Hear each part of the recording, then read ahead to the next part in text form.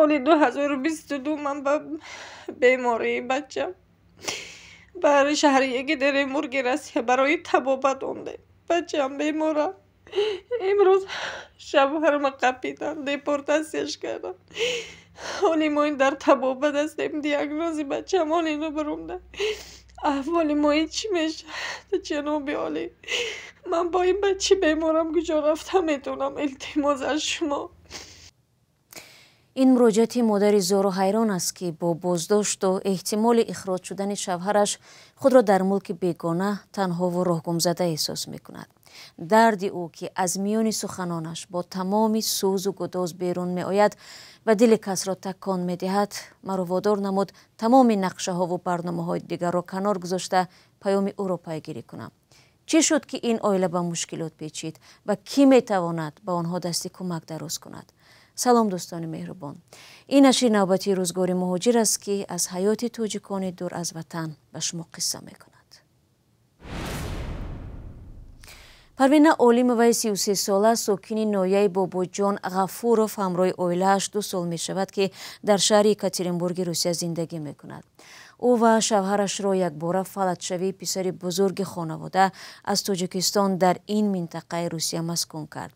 این مصاحبه ما میگوید در روسیه یک جا با شوهرش غم و غصه فرزند بیمار و بار زندگی را میکشیدند، اما چون او را بازداشت و برای 5 سال حکم اخراج دادند مادر در لابلای این همه مشکلات تنها ماند.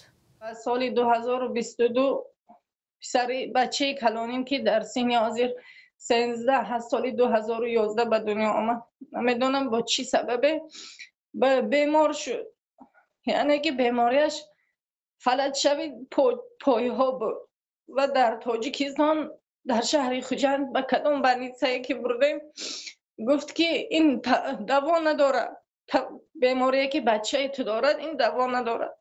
و من از اینترنت دکتر یافتم در همین شهر یکاترینبورگ، یگام خویش و تبار یگام شناس نداریم.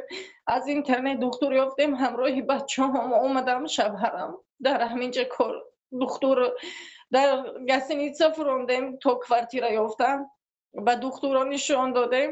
از سبب رجدنی رسیا نبودن ما این در چی قبخ یک بار در بین 3 ماه 1 ماه 1 بار قبول میکنن. بنابر همین سبب حالی 2 ساله که میشود ما این در همین جاییم. ماه 24 اکتبر آمده باشم، حالی دیاگنوزی بچم نبرآمده، در همین جای گینتیک است، چند بار میسپره میبرم مسکو و میبیارم، یگم خیلی نتیجه نیست. و شوهرم در اینجا در استرویکا کار میکنم، هر 3 ماه قزاقستان رفته میبیان، پتن ندارم که برای پتن کردن ویشون نبود، مبلغ نبود. بنابر همین سبب فقط هر 3 ماه همچون مهمان رفته می اومده. همین روز به قریبی 10 روز شد اون که از قزاقستان رفته اومدگی بدن، قپیدهشون گفته که وای باید تو تاجیکستان رفته 3 ماه استاده بعد می اومدی. به همین سبب امروز قپیده دیپورتشون کرده، حاضر در عدلی همین شهر یکاترینبورگ هستن. این بچی مرد میرد، این 13 ساله فقط داداش نگاش میکرد. من این چخه نگاه میکنم، حالی ما این دیاگنوزمون نبرآمده، حاضر به قریبی باز انالیز دادیم به مسکو، حالی عطفیتش ناومده. اون که روزانه در استرویک کار میکنن، من شبانه در پیکر شده کار میکنم. اگر هر دومون کار نکنیم ما این مبلغ برای این رساندن نمیتونیم، چون نرخی انالیزو بینهایت گرامه. چیکار کنیم؟ احوالی موازیر چی میشه؟ من در اینجا با 2 بچم در این خونه، یک تاش در مکتب میخوند، یک تاش در اینجا بیماره. شوهرم قپیننده عدله. از حکومت خواهش میکنم که یاردم کنم، همین شوهرم آزاد کنم. من خیلی این بچه در اینجا تنها خودم لیچینی کردم میتونم زن باشم که من یاردم میکنم. التماس میکنم از شما اینکه همین یاردم کنید و آزادی برای شوهرم. خودم هم در چون پیس که بروم دیگه. شوهرتون رو چگونه بازداشت و دیپورت کردند؟ همین سحر هنگامی کار رفتنشون با ماشین میرن، ماشین رفتارگاهشون اند دو شرایط بوده، نمیدونم چی بوده، خپیدهشون دستگیرشون کرده، فروندن دکومنتاشون نشون در کار نه در راه خپیدن، دکومنتاشون نشون دادن، رجیستراسیشون گفته که تو باید به تاجیکستان میرفتی، تو نباید بر روسیه داخل شوی. اون کس همه دکومنت های بچه من نشون دادن که بچه‌م بیماره، مرد فرقش نیست. دادگاه چه قرار برآورده است؟ سود قرار برآورده 5 سال خوب از اینجا برآمده رفتن دیپورتشون کرده. نمیدونم چی قرارشون برآورده، همه که گفتن که ما را دیپورت کرد سود، ما این برده محکمه کند بلیت ما خریده بیارم میبریم گفتم. شوهرتون در روسیه چیکار میکرد؟ اون کس همچون ساختمانچی در اتاج کته و بلند آشیانه ها فقط در بیتون کار میکردن، بیتون میریختن، منالیت میکردن. نمیدونم فیرمشون چی نام داشته ایسم نیست، من نمیدونم، برای من نمیگونی. خیلی در ساختمان سترای کنده کار میکردن، همه قش میدونم. آیا شما برای کمک به یگان کس و یا نمایندگی تاجیکستان در یکاترینبورگ مراجعت نکردید؟ من هیچ کی را نمیشناسم، من یگان کسی نمیشناسم. من در اینجا تنها خودم و شوهرم میشناسم، دیگه هیچ کی را نمیشناسم.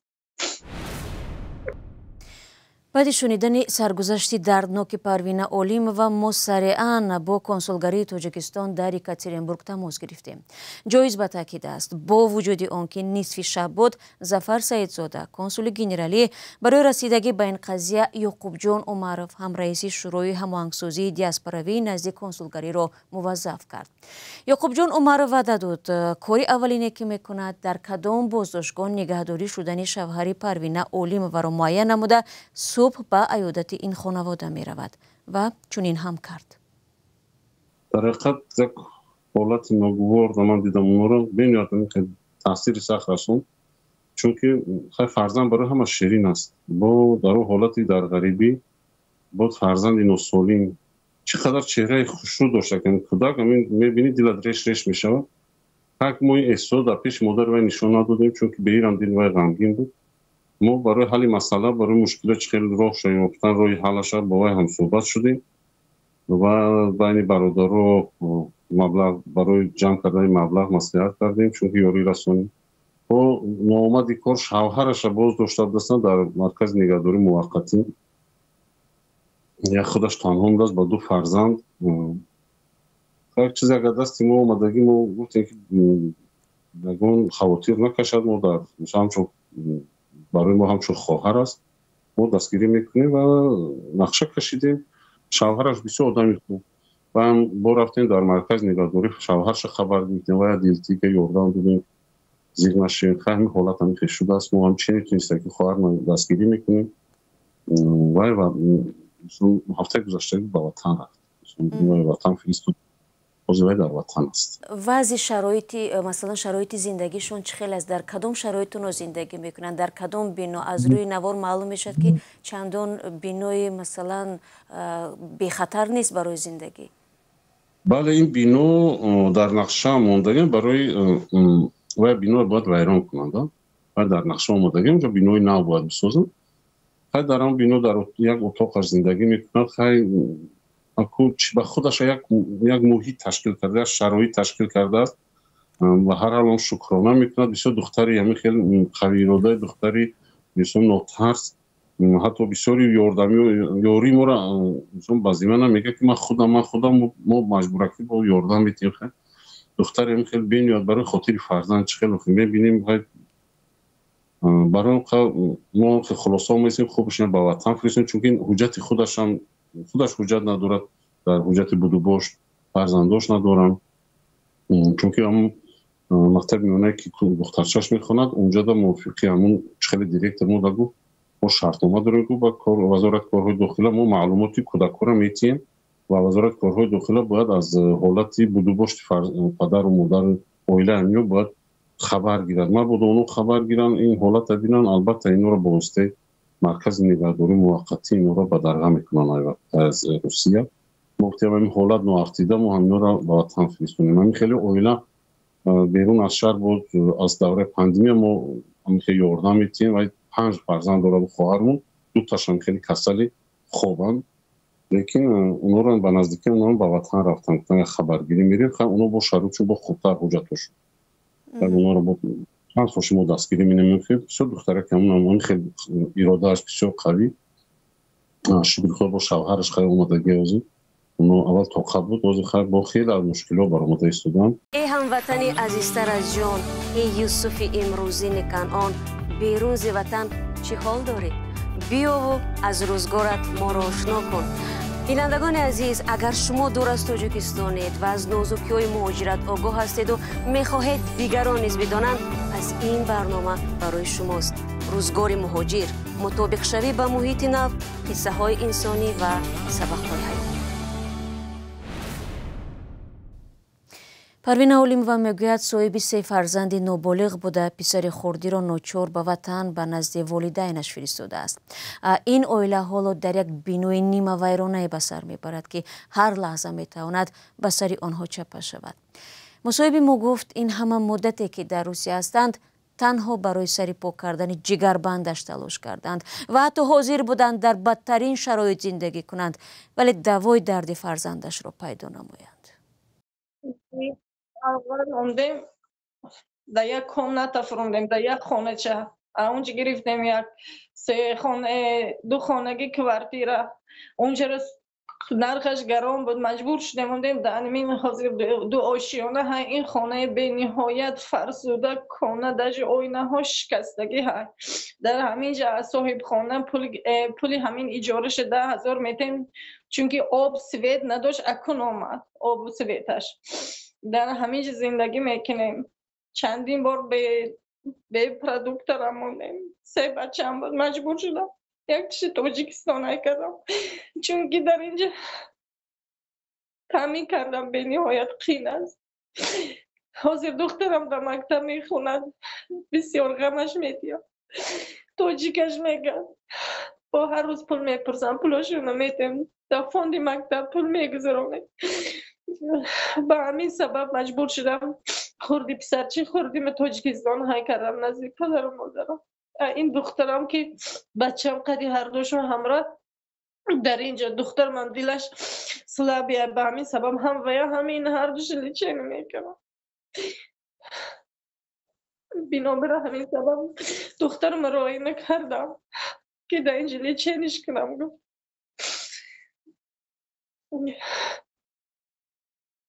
یک تا دخترامو 5,500 میبینم یک انالیزمو تا 120,000 تا 130,000 گینتیکا این همش مسکو میره هر یک ماه اند تا 150 تا 130 بعضی وقت 40,000 میسپره ولی چنیش عدل نمیکنیم با داروهای نویسندگیش عدل نمیگیره یک داروش 4,500 5,000 روبل میستوید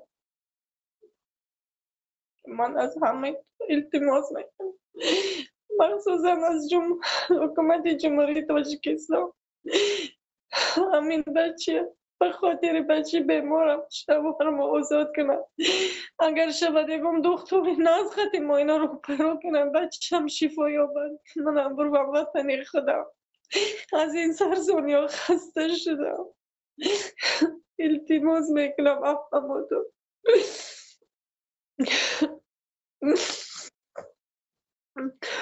فقط همون که میخواهم شما به نهایت از شما رادیوی آزادی منت دارم که همین قدر سخنهای من گوش کرده یعقوب جان عمرف هم رئیس شورای هماهنگسازی دیاسپوراوی نزد کنسولگری یکاترینبورگ گفت برای از تشخیص علاوگی گذراندن فرزند بیمار این خانواده را به پزشکان نشان دادند و واقعا نرخ دارو و درمان و معالجه او در روسیه گران است. گرچند آنها سپرده بودند برای سنجشی کسل از چی پیدا شده است بسیار سنجشش نشد گرانبها از سببی که آنها در اینجا در قید نیستند و اون سوغورتا ندارن سوغورتای تیبی به هر حال ما در همین ولایت سویردلوز دخترایی که تاجیک تبارند آنها رو ما یک گروه واتساپی کردگیم بین همدیگر در علاقمندی صحبت میکنن و ما با اونها مراجعت میکنیم دودارمون بیرون از شهر مخصوصا دویر به همین کسلی همین دودارچه نورولوژی کودکانه بوده. شما نزد هم مراجعت کردن گو گرفته بیارید. شما از سببی که این همشهر هستند به یگان حجت به یگان شما میگیرین نوبت ایستادن ما همون کودک آوردیم، هر دی کودک را در آوردیم در اتاق کاریش از دیدن کرد و همون نتیجه های معالجه را دیده نتیجه های که مثلا میگیریم اونها برای تفتیش سپار دادن خون این چیزا را بگو که این کسل بینید کمیافت است در مثلا میگیم ژنتیکا پیدا می شود، کسل ژنتیکی است و در بین 100,000 آدم 100,000 آدم یک تن خیلی بیمار پیدا می شود.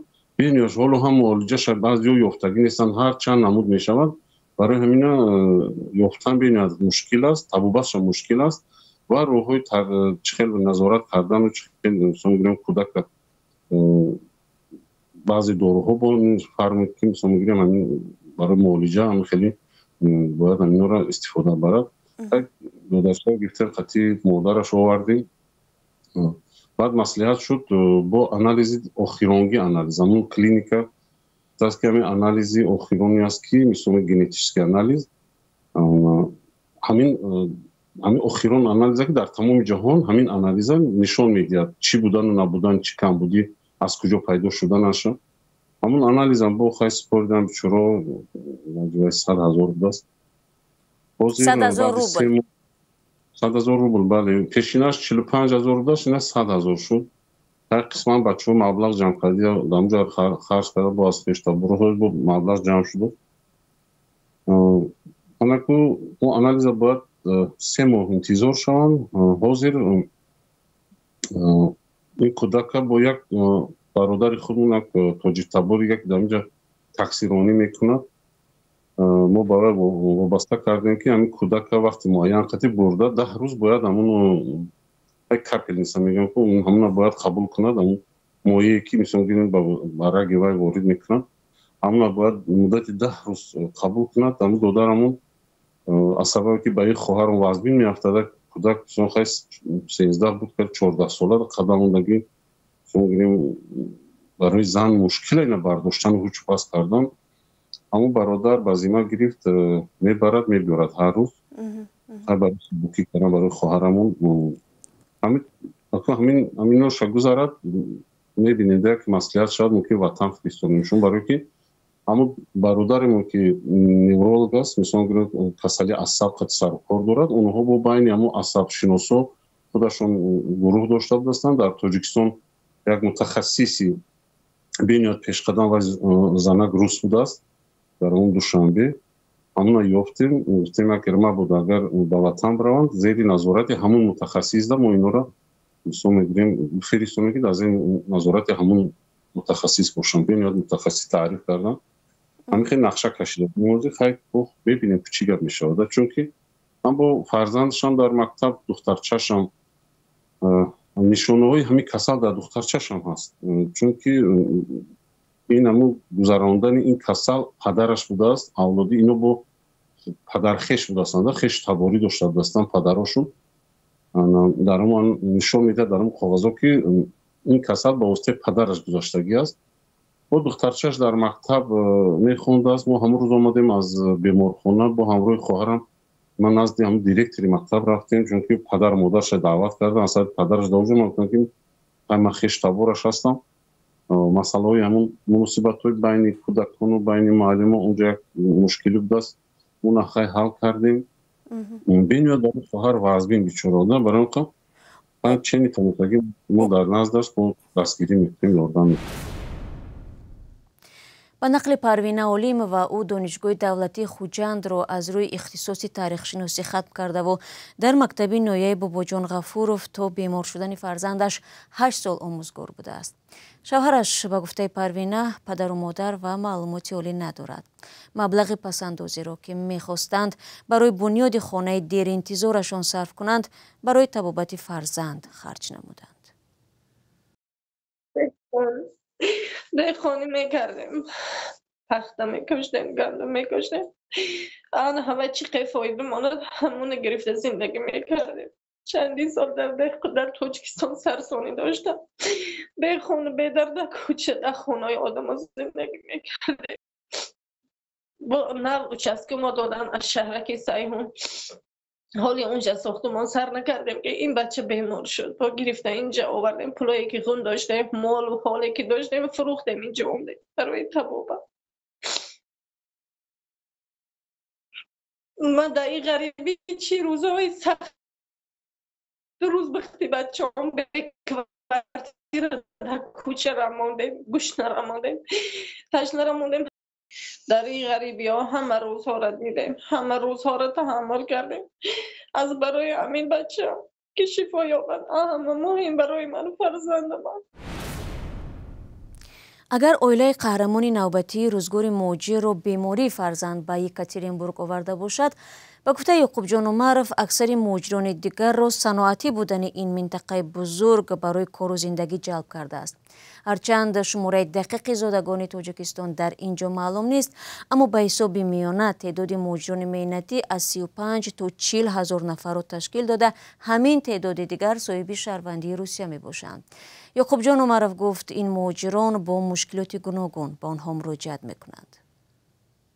مشکل بسیار بغیر از این بیماریایی که دارن با هست که مناسبات بین اویلوی در اینجا مشکل بسیار خواهران میبینن اینجا با شوهرهاشون یا که اینجا خانه ویران میشن با مشکلی هست حالتایی که مثلا میگیریم گفتم که اویلوی فرزندی پدری بعد در جای کار مشکلی هستن بسیاری را این حوزه ما هم که کار برده هستیم بیرون از شهر یک گروهی کارگرا در یک کارخانه مثلا کار میکنن که حجتاش هم میگیرن همچون نور همچون غلام کار میفرمودن مثلا این جنب بست کردیم بعضیش هم معاش نمیتین فریفته میشن بعضیش هم همین مشکل ها بینید بسیار سببای پیدایش این مشکلی از به فکر من همین دانشی حقوقی شهروندان ما کمتر است و همین به همین گردو به این مشکلی ها باوری میکنن از دلی صبح و همین مشکلی ها باید دچار میشوند برای بیهوده نیست.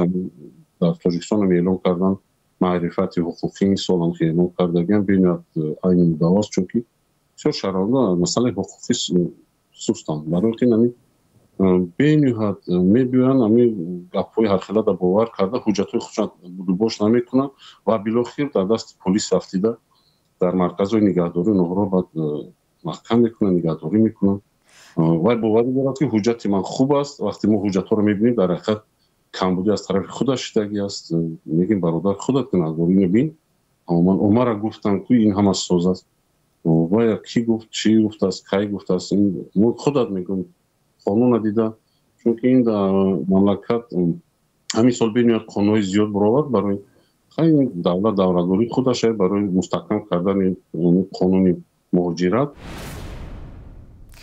در یک سال اخیر روسیه سیاست سختگیرانه ای را در برابر مهاجران پیش گرفته است و برای عادی ترین قانون شکنی آنها را از حق کار محروم و به وطن اخراج میکنند.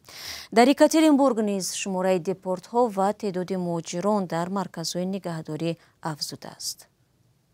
عموما شماره مهاجران اخراج شونده نسبت به سالهای پیش زیاد شده است یا کم؟ شما که زود می روید به بازداشتگاه خبر میگیرید؟ زیاد شده است.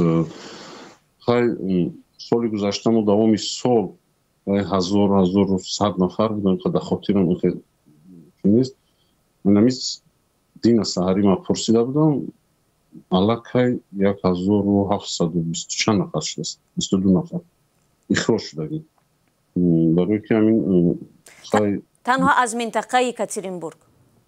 بله شدن بسیار مثال بسیار بازداشتن بسیار برای به حجت بسیار کجای میرن کارخانه به حجتن بازارا میرن به حجت بسیار بعد از خانه ها را تفسیر به حجت بسیار و همه جا به حجت شهروندان ما بینید بسیار به حجت اما رسمیت را اجرا نکردن همشون خیلی دیگه چیکار که قانون دولتی است اینجا دولت با خودش قانون خودش داره اگه ما موقعی که یک دستگیریشون میکنیم یارده میتیم حجتاشون بود باش میکنیم کسیش شناسنامه ندارد کنسولگری دائما سری وقت برای اونها رو ҳуҷҷате ки барои ба ватан бозгаштан тайёр мекунад ки тезтар ба ватан бараванд.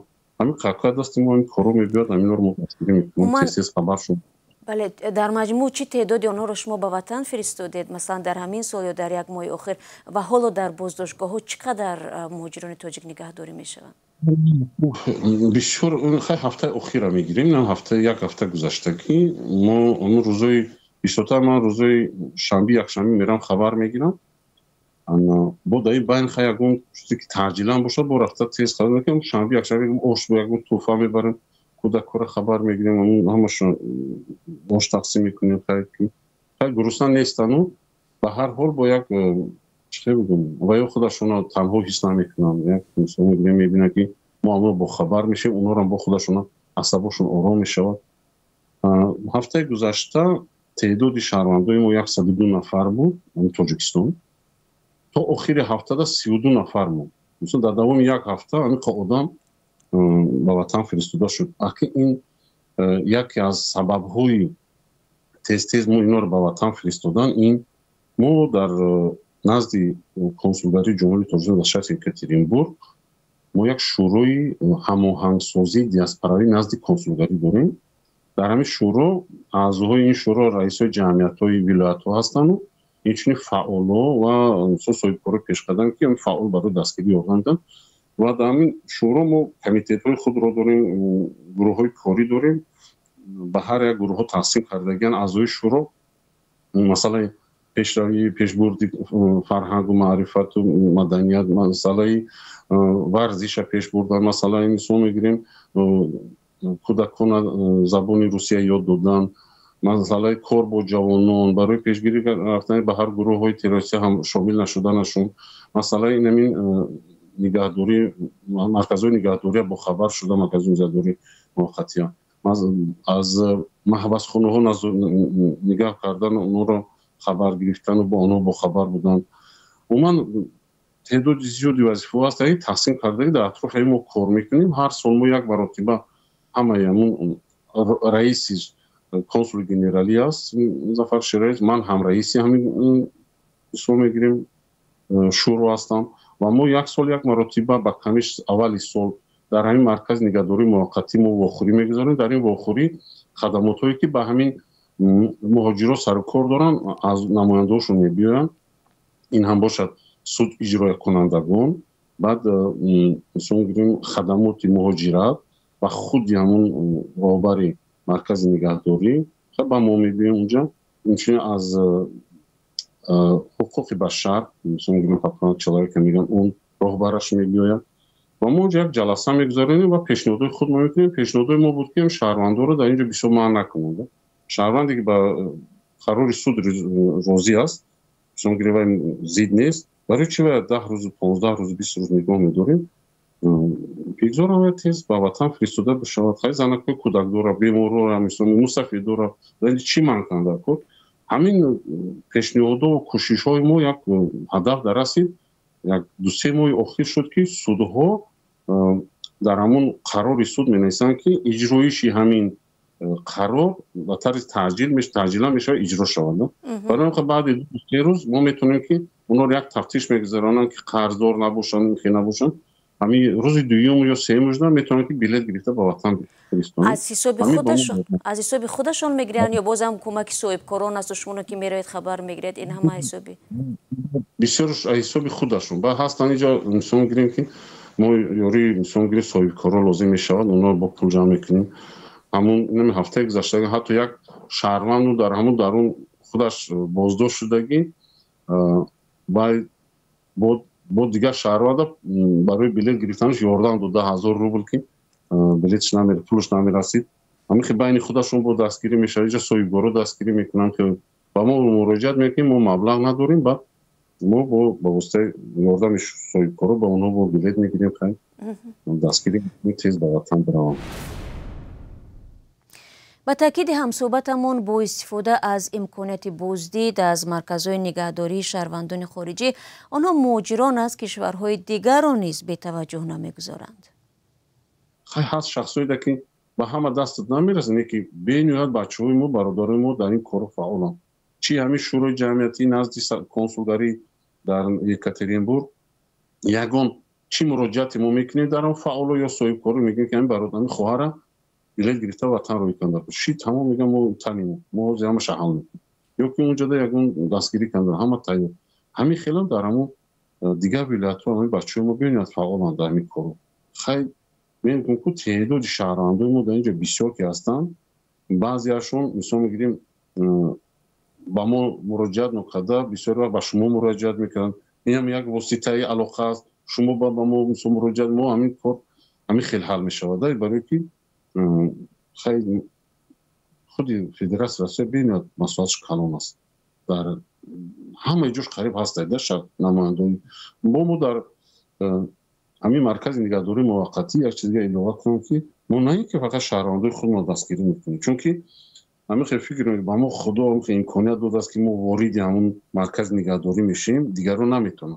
حتی خیش تبارش با هم دیگر دیدن نمیتونن از دیگر جمعیت اوج در اومدن نمیتونن ما همین با خودم یک مسئولیت حس کردم مثلا دیگه شهروندای ازبکستان دا مراجعت میکنیم مشکلی داریم گردیم شهروندای قرقیزستان ترکمنستان هم هست این آواز ما داریم از کوبا داریم از اونجا از آمریکا هست یک جوان خیش تبارش نیست اینجا مثلا دخترها از نیگریا و از آفریقا اینجا بسیار میافتن از عربستان هم هستن این از فلسطین برادران ما هم از افغانستان میافتن اینجا برای که مراجعت میکنیم چی مشکلی است ما مراجعت که ما چی میتونستگی شما رو دستگیری میکنیم اینا ما اونا رو با یاردم میتیم دیگر در اینجا ما جدا نمیکنیم که این شهروندی همین آش که میبریم ما خیلی جدا نمیکنیم فقط تاجیکاراتی ما مثلا میگیریم همین حجره به حجره همین اتاق به اتاق قبط به قبط کسی هست همونو رو تقسیم کردن میگیریم زنک و مردک و